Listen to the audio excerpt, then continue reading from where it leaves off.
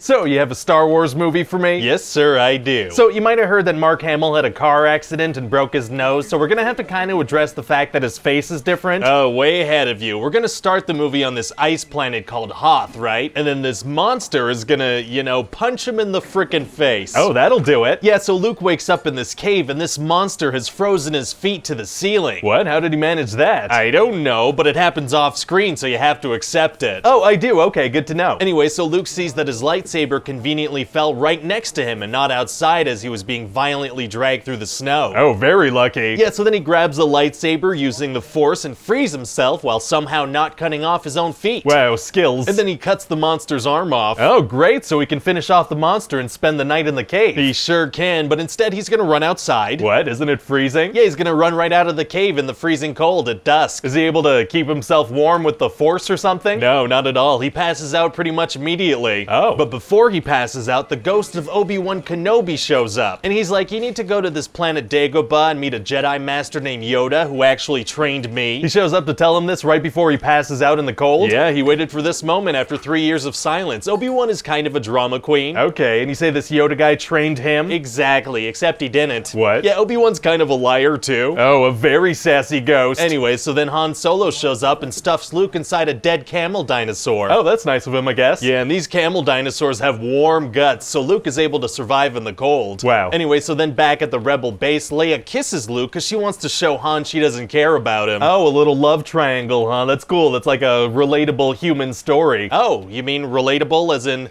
I should have them be related? No, that's not what I meant at all. I mean, I guess they can be related if that's what you're into. That's not, I didn't. I'll write the reveal in the next movie, you weirdo. Oh, no. Anyway, so the Empire finds out about this rebel base and they attack with these giant AT-AT things. What are those? They're these giant things that walk super slowly and can only shoot directly in front of them. Oh, doesn't sound like a very effective weapon. Oh, they're very effective against enemies that are directly in front of them. So the rebels just don't attack them from the front? Oh, no, they do. Oh, they do? Yeah, so a bunch of them get killed and they're trying to shoot these things down, but they have these big shields. Uh-oh. But then they tie them up and make them fall, and then when they shoot them, they explode. The shields don't work anymore when they're on the ground? Apparently not. Well, great. So then Han and Leia try to escape, but their hyperdrive isn't working, so they have to play hide and seek for, the whole movie. Oh, really? Yeah, and at the same time, Luke takes off with R2-D2 to go to Dagobah. He doesn't have any problems escaping? None whatsoever. So anyway, he gets to this planet, and it's just a big swamp, and that's where he meets Yoda. And what's Yoda's deal? Well, he's tiny and green, and he says his words in like a backwards order. Why? Because. Oh, okay. So after some convincing, Yoda agrees to train Luke to be a Jedi. Oh, what kind of training are we talking? We're talking front flips, climbing things, lifting things with his mind, some more flips, a lot of flips. Oh, being a Jedi requires a lot of flipping? It sure does. So anyway, after a couple of days of doing flips in a swamp with a puppet, Luke has a vision that his friends are in trouble, so he's like, I gotta go. Okay. And Yoda's like, no, you better not go. And even Obi-Wan shows up to be like, yeah, no, you need to finish your flippy training with this puppet who trained me, but also no, he didn't. Oh, so what does Luke do? Well, he decides to ignore the puppet and the ghost, and he takes off. Oh, ignoring ghosts is tight. That's what I do all the time with a disembodied ghost head that lives in my office. Well, what are you talking about? There's a ghost that lives in here?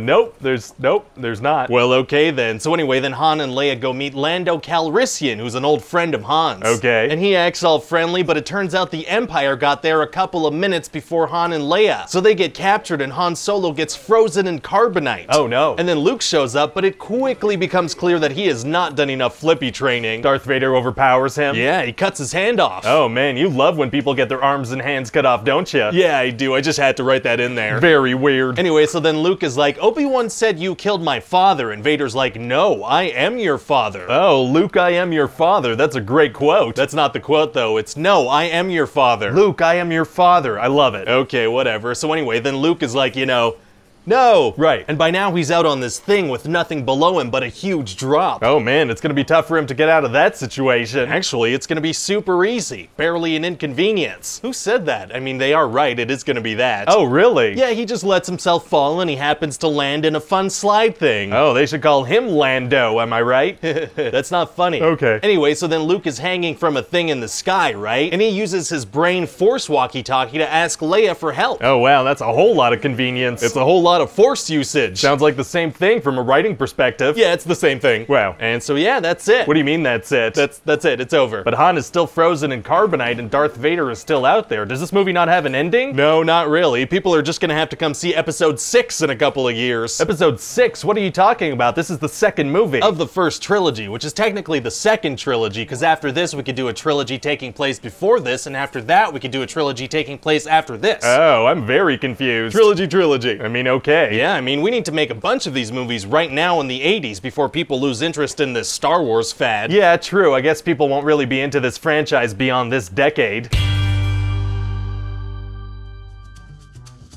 Hey guys, it's Ryan here. Hope you enjoyed that pitch meeting. We have a ton of these on the channel that you can check out. You can also leave me a comment down below letting me know what other movies you'd like to see pitches for. Don't forget to like, comment, subscribe, share on Facebook and Twitter, spread it around. And as always, check back soon for a new pitch. Bye-bye.